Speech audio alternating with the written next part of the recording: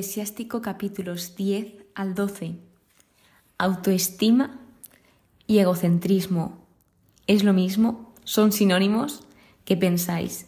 En el primer capítulo de hoy se nos invita a valorarnos, pero a valorarnos en la justa medida. Es decir, a que sepamos ver nuestro valor y que sepamos tanto reconocer nuestros errores como nuestros aciertos. Sin embargo, quería aclarar estos dos conceptos como son el egocentrismo y la autoestima, porque hay una gran confusión, una confusión que a día de hoy se está entendiendo que es lo mismo, pero ya os adelanto que no.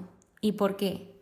Si nos vamos a sus definiciones, el egocentrismo es la actitud o la forma de pensar en la que una persona se centra exclusivamente en sí misma, es decir, un yo en el centro, todo lo demás me da igual, solo me importo yo y nadie más. Luego, la autoestima es la valoración generalmente positiva de uno mismo. ¿Y qué diferencia hay aquí? Que la persona egocéntrica se piensa que es perfecta, que no le hace falta mejorar, se piensa que pues no comete ningún error. En cambio, la persona que tiene autoestima sí que reconoce su valor, se quiere a sí misma, pero lo hace con humildad. Sabe ver la verdad, sabe escuchar diferentes puntos de vista, sabe que hay más personas, más creencias en el mundo y sabe escuchar sobre todo. De modo que teniendo esto más o menos claro, estos dos conceptos, vamos a empezar con el capítulo 10, que habla sobre los gobernantes y habla sobre qué es un gobernante sabio, qué hace, ya que un gobernante es una persona que tiene unas responsabilidades muy importantes, por lo que debe de mirar por el bien del pueblo. Así que dice, ¿qué hace el gobernante sabio? Instruye a su pueblo. La autoridad está bien consolidada y hace prosperar a la ciudad. Y aquí un breve paréntesis porque se refiere a que la rectitud y la justicia, esto beneficia al pueblo siempre. Cuando las cosas van bien, cuando se hace justicia, todo va bien, el pueblo está contento. El problema es cuando se empiezan a hacer injusticias y se empiezan a tapar cosas. Nos recuerda que el gobierno de la tierra y que el éxito del hombre está en manos del Señor, que no depende de nosotros, sino todo esto depende de Dios. Además de que nos da unos ejemplos de líderes sabios e insensatos, que esto va muy bien para que podamos comprender mejor este concepto de un gobernante tanto sabio como insensato. Empieza a hablarnos sobre la soberbia, que esto está muy relacionado con el egocentrismo. ¿Y la soberbia qué es? La soberbia es un sentimiento de superioridad excesiva, donde me hizo mucha gracia porque durante Proverbios y durante los libros anteriores se nos habla sobre el principio de la sabiduría, que es el temor de Yahvé, el temor del Señor. Pero en cambio ahora nos hace un contraste y nos dice que el principio de la soberbia es alejarse del Señor, del Creador, apartar el corazón de Dios, y el principio de la soberbia es el pecado. Entonces nos habla sobre que la soberbia es odiosa al Señor y a los hombres.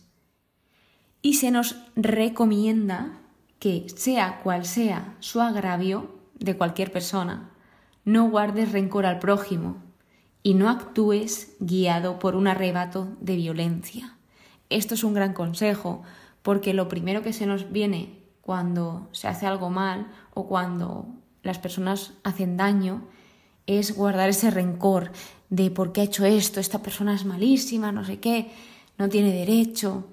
Pero se nos recomienda todo lo contrario, que controlemos esa ira y que no actuemos guiado por esta, que no seamos violentos, sino que ejercitemos ese autocontrol y se nos invita a que lo dejemos en manos de Dios. De hecho, se nos recomienda que no seamos soberbios y que no seamos violentos. nos habla sobre este versículo que os comentaba, sobre la humildad y sobre la verdad. Se nos dice: hijo, ten una moderada estima de ti mismo, valórate en la justa medida. Que tengamos ese equilibrio entre la autoestima y la humildad. Pero qué importante es esto, que nos sepamos valorar, que sepamos ver el valor que hay en cada uno de nosotros. Y de verdad, si aún no ves ese valor que tienes, te invito a que empieces a verlo, porque eres importante, estás aquí en este mundo, tienes una función muy importante, aunque tú no lo veas, seguramente estás aportando cosas en la vida de los demás, que hay muchas cosas que no nos damos cuenta, pero que semillita a semillita, granito a granito, hacen bastante en la vida de los demás, hasta lo más simple, eso ya es algo. Por lo tanto, en resumen, este capítulo 10 nos deja clara la idea de que la sabiduría es esencial para un liderazgo justo y eficaz, y que tengamos en mente la importancia de la sabiduría y de la justicia, de la verdad siempre por delante. El capítulo 11, las apariencias engañan, que esto también lo hemos visto anteriormente. Nos dice: no alabes al hombre por su belleza, ni desprecies a nadie por su aspecto. ¿Qué nos quiere decir esto? Que lo exterior nos puede engañar, que estemos atentos, porque no todo es lo que parece. En el versículo 4 dice algo muy bonito, que es: admirables son las obras del Señor, y sin embargo permanecen ocultas a los hombres. Cuántas cosas hace Dios, cuántas cosas maravillosas, que muchas sí que tenemos ese privilegio de darnos cuenta, pero cuántas, muchísimas más hay que no nos damos cuenta. Porque aparte de que si Él nos las quiere revelar o no, nuestra visión es humana, nuestra visión es limitada, pero Él la tiene infinita, tiene una mirada eterna. Siguiendo con el capítulo, nos dice que antes de realizar cualquier cosa, cualquier acción, que pensemos. Es decir, nos dice: antes de recriminar, infórmate; antes de responder, escucha. Que no nos avalanchemos sobre las cosas, que no hagamos cosas sin pensar, sino que antes de realizar cualquier cosa nos informemos, que escuchemos. Llegados aquí os voy a plantear una pregunta. ¿Cómo lleváis la confianza en Dios? Porque aquí nos habla sobre esta confianza. Dice: confía en el Señor y sé constante en tu esfuerzo, porque al Señor le resulta fácil enriquecer al pobre en un instante.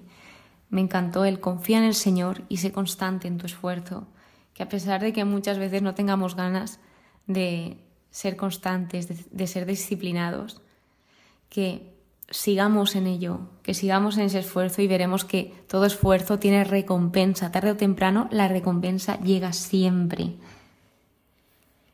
Y por último nos habla sobre guardarnos del malvado, además de darnos razones de cada consejo que nos da.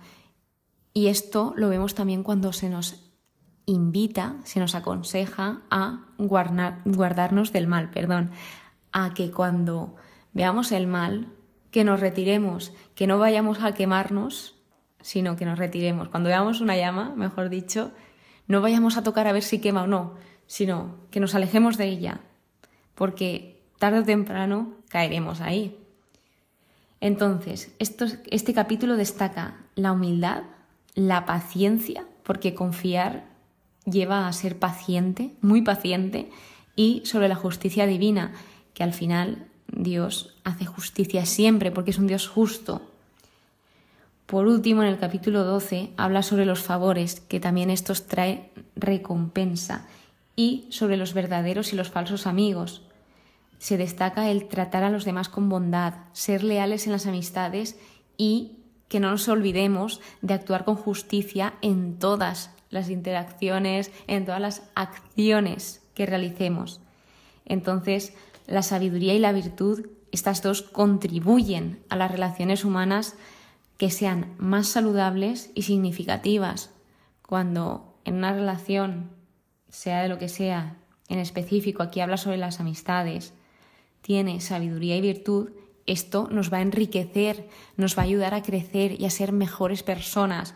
Por eso esa advertencia, ese consejo de que sepamos de quién nos rodeamos, porque a nuestros amigos, a nuestro círculo cercano sobre todo, porque amigos podemos tener muchos, pero a nuestro círculo cercano somos nosotros quienes nos encargamos de elegir a esas personas, de decidir si esas personas están en mi vida o no. Y dicho esto, concluimos este episodio. Espero que os haya quedado un poco más claro ese concepto de autoestima y de egocentrismo y sobre todo el mensaje que se nos da, que es que nos valoremos, que nos sepamos valorar, que sepamos ver nuestro valor, porque es inmenso y que ojalá todos nos supiésemos ver como nos ve Dios, porque si todos nos viésemos así, con ese amor y esa bondad con la que nos ve Dios, a pesar de que fallamos, pero Él ya sabemos que es misericordioso y tiene un amor infinito, pues seguro que no nos volveríamos a machacar o a decirnos cosas feas. Así que muchísimas gracias por estar aquí, muchísimas gracias por escucharme. Espero que hayas aprendido y que pases muy, muy buen día. Que Dios te bendiga.